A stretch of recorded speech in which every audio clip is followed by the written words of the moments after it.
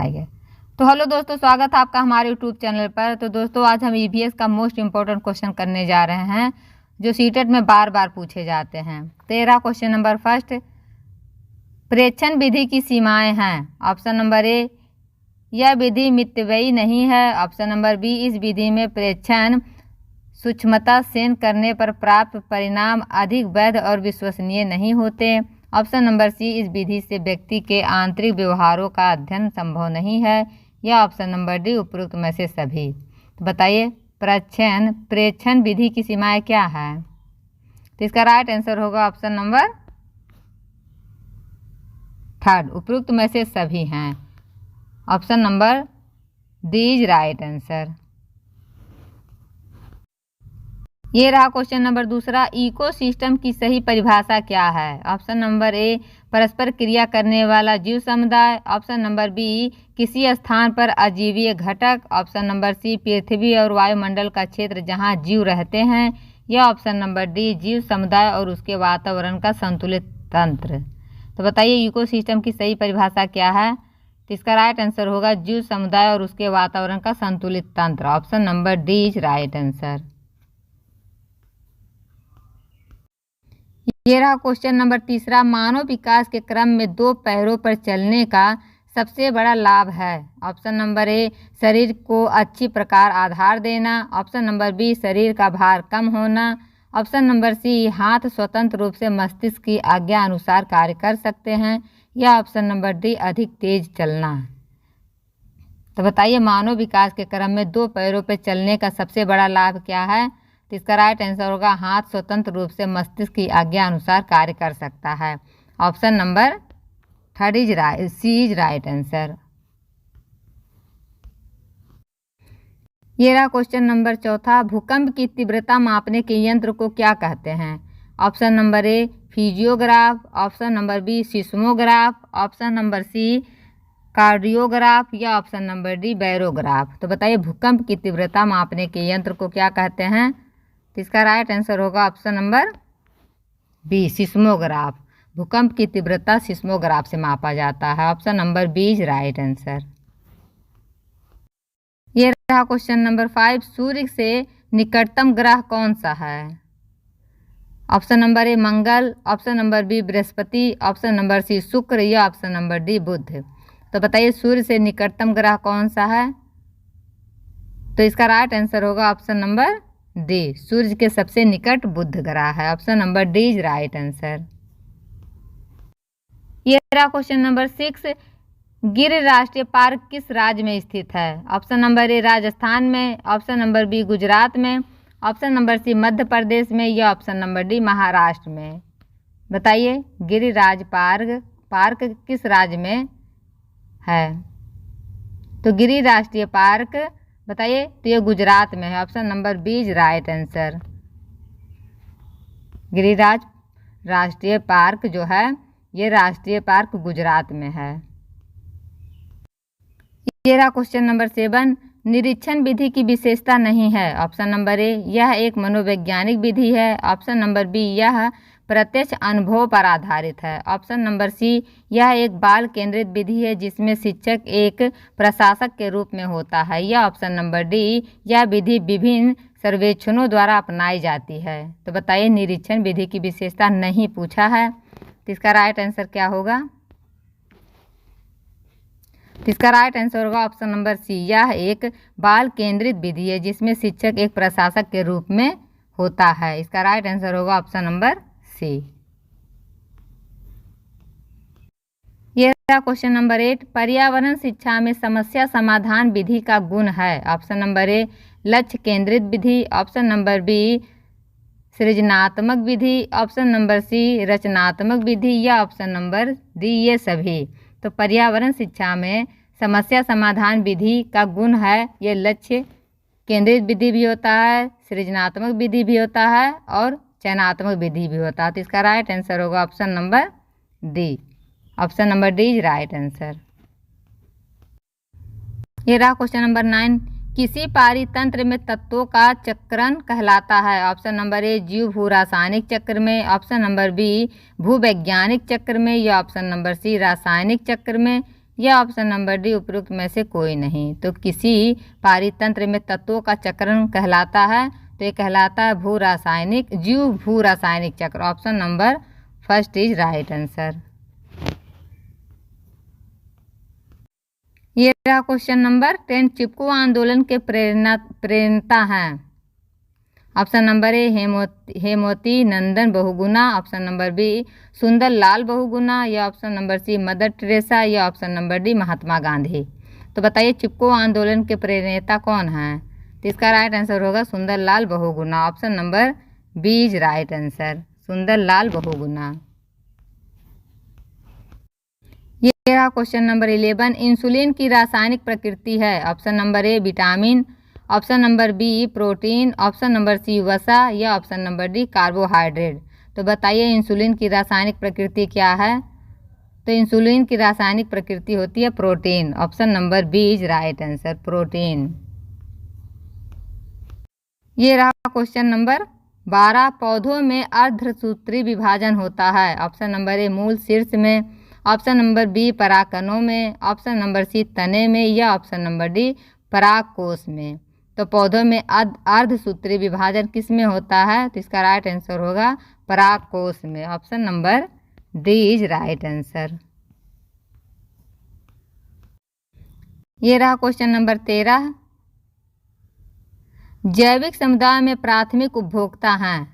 Option number ए मांसाहारी, option number B सर्वाहारी, option number सी शाकाहारी, या ऑप्शन नंबर डी टेट्रीटिओर। बताइए जैविक समुदाय में प्राथमिक उपभोक्ता कैसे होते हैं? तो ये शाकाहारी होते हैं। Option number C is right answer, शाकाहारी। ये रहा क्वेश्चन नंबर 14। ज्वर नियंत्रण में आमतौर पर सबसे अधिक प्रयोग की जाने वाली औषधि है। Option number A B complex, option number B Brufen, या ऑप्शन नंबर सी पैरासीटामोल, या ऑप्शन नंबर डी ल्यू-52। तो बताइए ज्वर नियंत्रण में आमतौर पर सबसे अधिक किस दवा का प्रयोग किया जाता है? तो इसका राइट आंसर होगा ऑप्शन नंबर सी पैरासीटामोल। ये रहा क्वेश्चन नंबर 16। मानव रुधिर वर्ग की खोज सर्वप्रथम किस वैज्ञानिक ने की? ऑप्शन नंबर ए लैंडस्टीनर ने, ऑप्शन नंबर बी जेनिक्स ने, या ऑप्शन नंबर सी पेंटिन एवं मास्ट ने, या option number D Karl Marx ने। तो बताइए मानव रुधिर वर्ग की खोज सर्वप्रथम किस वैज्ञानिक ने की थी? तो इसका राइट आंसर होगा, बताइए, तो इसका राइट आंसर होगा लैंडस्टीनर ने। Option number A is right answer. ये रहा क्वेश्चन नंबर 17। प्याज, आलू, अदरक है। ऑप्शन नंबर ए जड़, ऑप्शन नंबर बी तना, ऑप्शन नंबर सी अपस्थानिक जड़ें, या ऑप्शन नंबर डी सल्क पत्र। तो बताइए प्याज, आलू, अदरक कैसे हैं? तो प्याज, आलू, अदरक ये सब तने होते हैं। Option number B is right answer. ये रहा क्वेश्चन नंबर 18। एक कोशीय सूक्ष्म जीव हैं। Option number A spirogyra, option number B विषाणु, ऑप्शन नंबर सी पैरामीशियम, या ऑप्शन नंबर डी हाइड्रा। बताइए एक कोशीय सूक्ष्म जीव कौन से होते हैं? तो इसका राइट आंसर होगा paramecium. Option number C is right answer. Paramecium जो होता है ये एक कोशीय सूक्ष्म जीव है। Option number C is right answer. ये रहा क्वेश्चन नंबर 19। निम्न में से कौन सा पादप उत्पाद साबुन का विस्थापन है? Option number A rudraksha, option number B रीठा, ऑप्शन नंबर सी तेंदू, या ऑप्शन नंबर डी ये सभी। तो बताइए निम्न में से कौन पादप उत्पाद साबुन का विस्थापन है? तो इसका राइट आंसर होगा ऑप्शन नंबर बी रीठा। रीठा जो होता है ये साबुन का विस्थापन है।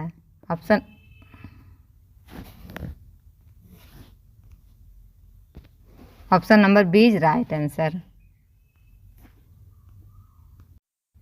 ये रहा क्वेश्चन नंबर 20। निम्नलिखित वाहनीय ईंधनों में से किसको आजकल पर्यावरणीय स्नेही माना जाता है? ऑप्शन नंबर ए डीजल को, ऑप्शन नंबर बी पेट्रोल को, ऑप्शन नंबर सी द्रवित पेट्रोलियम गैस को, या ऑप्शन नंबर डी संपीड़ित प्राकृतिक गैस को। तो बताइए कौन सा वाहन ईंधनों में किसको आजकल पर्यावरणीय स्नेह माना जाता है? तो इसको माना जाता है तो संपीड़ित प्राकृतिक गैस को।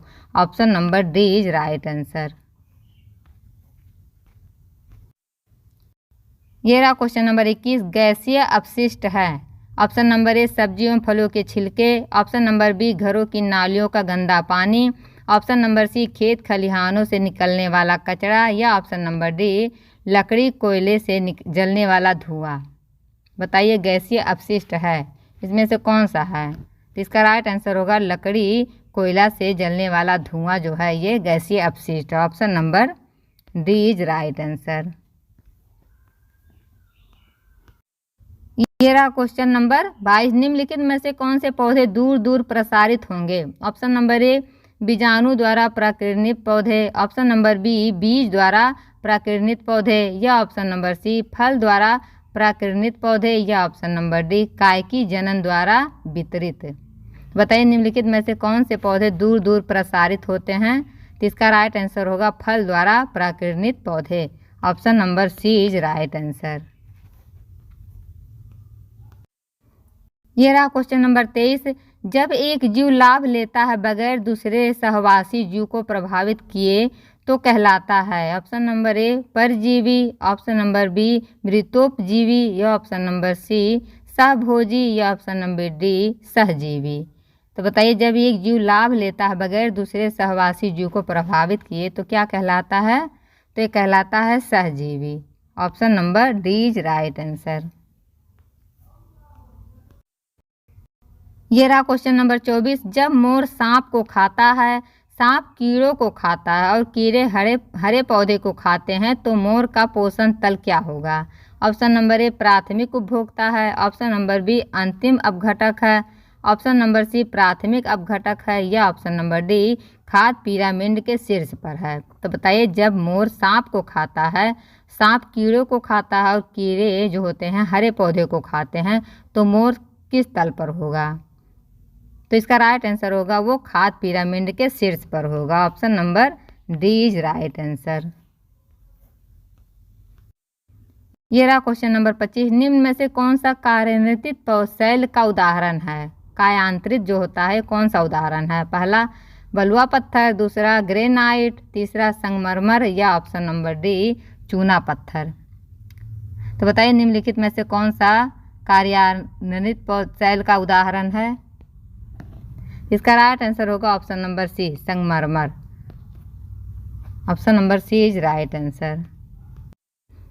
ये रहा क्वेश्चन नंबर 26, महासागरों में निम्न में से कौन सा लवण सर्वाधिक मात्रा में पाया जाता है? Option number A magnesium sulphate, option number B calcium sulphate, या option number C magnesium chloride, या option number D sodium chloride. तो बताइए महासागरों में निम्नलिखित में से कौन सा लवण सर्वाधिक मात्रा में पाया जाता है? तो महासागरों में सोडियम क्लोराइड अधिक मात्रा में पाया जाता है। तो इसका राइट आंसर होगा option number D sodium chloride. ये रहा क्वेश्चन नंबर 27, राज्यसभा में होने वाले सभाओं की अध्यक्षता कौन करता है? ऑप्शन नंबर ए उपराष्ट्रपति, ऑप्शन नंबर बी राष्ट्रपति, ऑप्शन नंबर सी प्रधानमंत्री, या ऑप्शन नंबर डी भारत के मुख्य न्यायाधीश। तो राज्यसभा में होने वाले सभाओं की अध्यक्षता कौन करता है? तो ये करते हैं उपराष्ट्रपति। Option number A is right answer, उपराष्ट्रपति करते हैं।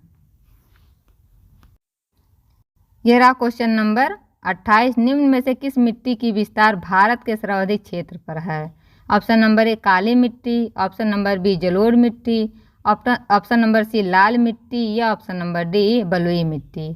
तो बताइए किस मिट्टी की विस्तार भारत के सर्वाधिक क्षेत्र में है? तो इसका राइट आंसर होगा ऑप्शन नंबर बी जलोढ़ मिट्टी जो होती है भारत में सर्वाधिक क्षेत्र में पाया जाता है। Option number B is right answer.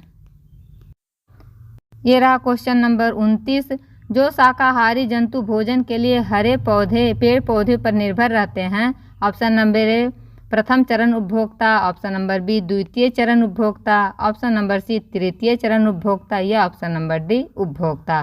तो बताइए जो शाकाहारी जंतु भोजन के लिए हरे पेड़ पौधे पर निर्भर रहते हैं वो कैसे उपभोक्ता होते हैं? तो वो होते हैं प्रथम उपभोक्ता। Option number A is right answer, प्रथम उपभोक्ता होते हैं।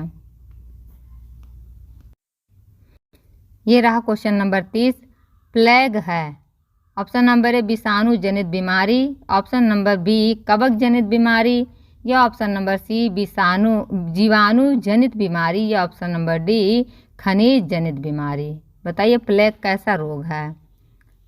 तो प्लेग है जीवाणु जनित बीमारी। Option number C is right answer, जीवाणु जनित बीमारी। तो दोस्तों आपको वीडियो कैसा लगा कमेंट बॉक्स में ज़रूर बताइएगा। अगर आप हमारे चैनल पर नए हैं तो हमारे चैनल को सब्सक्राइब कीजिएगा। फिर मिलते हैं अगली वीडियो में, तब तक के लिए बाय बाय।